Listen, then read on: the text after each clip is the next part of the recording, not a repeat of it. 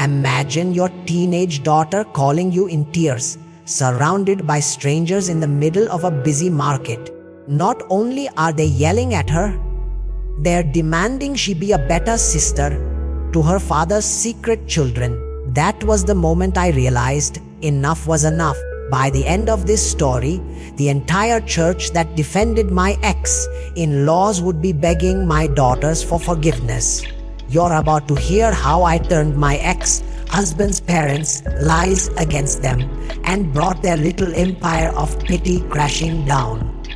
Hey everyone, welcome back to your channel name. If you've ever been judged unfairly or wished you could serve justice to someone who wronged your family, hit that like button right now. Subscribe so you never miss the most dramatic Reddit revenge stories we bring to life every week. Now let's dive in. My name is Claire. I'm 46, a single mom raising two incredible teenage daughters, Emily, 17, and Sophie, who just turned 15. Last year, my world shattered. My husband, my partner of nearly 2 decades, died in a sudden car accident. But grief wasn't the hardest part. The real pain, I whisper, came from what we learned after his death.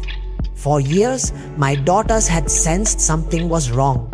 They're the ones who finally discovered the truth. Their father had been living a double life, cheating on me with another woman. That woman died in the same accident that took my husband, leaving behind 2 little boys. We were left with betrayal, guilt, and 2 children who were innocent, but a constant reminder of the man who tore our family apart. You'd think losing their son would make my ex-in-laws, Mark and Evelyn, want to heal old wounds. Instead, they turned on us. First, they tried to get custody of my daughters, claiming I was unfit because I'd filed for divorce before my husband's death. Then they demanded to live with us as if I owed them a home. When I refused, the whispers started. The guilt trips, the late night phone calls telling my girls it was their fault their father was gone because they'd exposed the affair. They even called my daughters bastards in writing. 2 days after we buried him, I'll never forget Sophie's face the first time she read one of those messages. Like the last shred of her childhood innocence had been ripped away. I tried to give my youngest a normal birthday. We went to the weekend farmer's market, fresh bread, honey, flowers everywhere. I handed Sophie some cash and told her, go get whatever sweets you want. Today's your day. An hour later, my phone rang. Her voice was trembling. Mom, there are these women, they won't let me leave. I sprinted through the crowd, Emily right behind me. We found Sophie backed against a vendor's table, surrounded by 6 older women, faces twisted with judgment. One woman wagged her finger in Sophie's face. Shame on you? A Christian girl should honor her grandparents and take care of her poor orphaned baby brothers. My daughter was crying so hard she couldn't even speak. I stepped between them, shaking with rage, and told Emily to take her sister's things to the car. You have no right to corner a child like this. I snapped, my voice low but sharp. Leave her alone. Their leader hissed back. You should be ashamed. A good Christian wife obeys her husband's parents. That word, obey, hit me like acid. Before I could respond, a vendor threatened to call security if we didn't all leave. I walked out with my girls as those women followed, muttering prayers under their breath like vultures circling prey.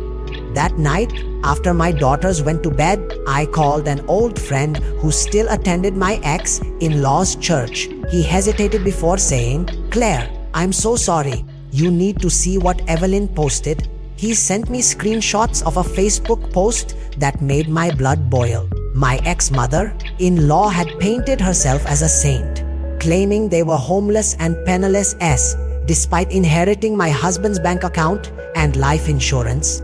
That my daughters refused to even speak to their grieving grandparents, and worst of all, she claimed the affair partner was actually our surrogate, and I'd rejected the boys because I didn't want sons. It was a lie so vile, I couldn't breathe for a moment. That was my tipping point. For months I'd stayed quiet to protect my girls. This was war.